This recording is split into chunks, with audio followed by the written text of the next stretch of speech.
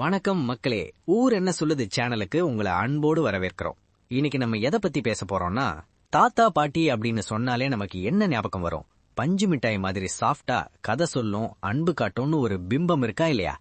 ஆனா இந்த டீசரை பார்த்தா உங்க தாத்தா பாட்டி மேல இருக்கிற மரியாதை சும்மா டமால்னு பறக்கும். வாங்க, தாய் கிழவி டீசரை ஊர் என்ன சொல்லுது ஸ்டைல்ல ஒரு அலசலசிடலாம். முதல்ல இந்த டீசரோட தொடக்கமே அருமையா இருக்குங்க. காலையில வயல்ல தண்ணி பாய்ச்சறதும் மாடு பூட்டி உழுவுறதும்னு ஒரு நிம்மதியான கிராமத்து பின்னணி. ஆனா அங்க ஒரு வாய்ஸ் ஓவர் கேக்குது பாருங்க.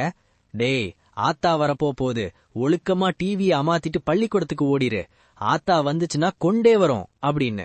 அடேங்கப்பா, இந்த ஆத்தா யாருன்னு தெரிஞ்சுக்க மனசு படுற பாடு இருக்கே.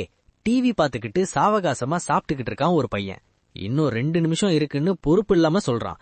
அப்பவே தெரியுது இந்த ஆத்தா ஒரு அசாதாரண ஆளுன்னு. அடுத்து ஃபேஷன் ஸ்டுடியோஸ், அப்புறம் நம்ம சிவகார்த்திகேயன் ப்ரொடக்ஷன்ஸ் லோகோ வரும்போதே இந்த படத்துல ஏதோ ஒரு பவர்ஃபுல் கண்டென்ட் இருக்குன்னு புரியுது. அப்புறம் திடீர்னு ஊர் முழுக்க ஒரு அலறல் கேக்குது. பவுனத்தா வசூலுக்கு வந்துகிட்டு இருக்கா அப்படின்னு. ஊரே ஒரே பரபரப்பா பதட்டமா ஓடுது, மறைச்சுக்குது. சவரம் பண்ணிக்கிட்டு இருக்கிறவர் மேல தண்ணிய ஊத்தி இழுத்துட்டு போறாங்க. சைக்கிள் ஓட்டுறவர் மேலையும் சவாரி செய்யறாங்க. இந்த பவுனத்தா யாருன்னு தெரியுது, நம்ம ராதிகா சரத்குமார் மேடம் தான். அவங்க தலைவாரிக்கிட்டு கம்மல் போட்டுக்கிட்டு அப்படியே கெத்து காமிக்கிறாங்க. சிவகார்த்திகேயன் பிரசன்ஸ் போடும்போதுதான் ஆஹா, இது சம்பவம் இருக்குன்னு புரியுது. அடுத்து நம்ம பவுனத்தாவோட பழைய போட்டோ, அப்புறம் பூஜை ரூம், ஹாஸ்பிட்டல் சீன்லாம் காமிச்சு கலையரசி ராதிகா சரத்குமார்னு டைட்டில் போடுறாங்க. இவங்க வெறும் பவுனத்தா மட்டும் இல்ல, கலையரசின்னு வேற ஒரு பேர் இருக்கு. அதாங்க, இவங்களுக்கு ஒரு டைட்டில் இருக்கு. அடுத்து வர பாட்டு கேளுங்க. கிழக்கே சீமா கிழக்கி, இவ வாய துறந்தா புலனி, இவ ஊர திம்பா புலனி, இவதாண்டா தாய் கிழவி அப்படின்னு. இந்த கிழவி ஒரு சாதாரண கிழவி இல்ல, ஊரையே ஆட்டி படைக்கும் ஒரு பெரிய மனுஷின்னு இங்கேயே புரியுது. அடுத்து அவங்க கையில ஒரு கம்போட நடக்கறாங்க பாருங்க, ஒரு கெத்து. அப்புறம் கொடை பிடிச்சுக்கிட்டு கையில பணக்கட்டோட வர்றாங்க. அந்த டைலாக் பாருங்க. நாளைக்கு வட்டி காசு தரல, சேலைய உருவி சீரழிஞ்சு போனிப்பேன்னா ஏ. அடையங்கப்பா, மேடம் ஒரு கந்து வட்டிக்காரங்கன்னு இப்பதான் நமக்கு புரியுது. அப்புறம் கூலிங் கிளாஸ் போட்டு பான் போட்டுக்கிட்டு இவன் நாடி வெட்ட கிளவின்னு பாட்டு வருது. அப்புறம் அப்படியே முகத்தை சுருக்கி துப்புறாங்க. ஒரு ஆளை போட்டு அடிச்சு, டக்குன்னு கெட்ட நாயே, எம்மாமுனி கொஞ்சமும் இல்லடா அப்படின்னு திட்டுறாங்க. ஒரு சிகரெட்டு கடைக்காரர், ஏடிஎம், அப்புறம் சைக்கிள் தள்ளிட்டு வர பையன்னு எல்லாருக்கும் இவங்க மேல ஒரு பயம் கலந்த மதிப்பு இருக்கு. ஜார்ஜ் மாரியான் அண்ணாச்சி முகத்துல சவரப்பசை இருக்கும் போதே பணத்தை கொடுத்துட்டு ஓடுறார். இவங்க அடிக்கிற அடியும் பேசுற பேச்சும் மத்தவங்க படுற பாடம், அடாடா இவங்க கிட்ட மாட்டிக்கிட கூடாதுன்னு தோணுது. ஆனா ஒரு திருப்பம் பாருங்க, எல்லா நல்ல மனுஷங்களுக்கும் சாவு வருது, இந்த முண்டிக்கு ஒரு சாவு வர மாட்டேங்குதுன்னு ஒரு வாய்ஸ் ஓவர்.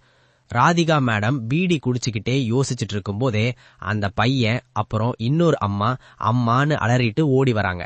ராதிகா மேடம் மயங்கி விழுந்துடுறாங்க.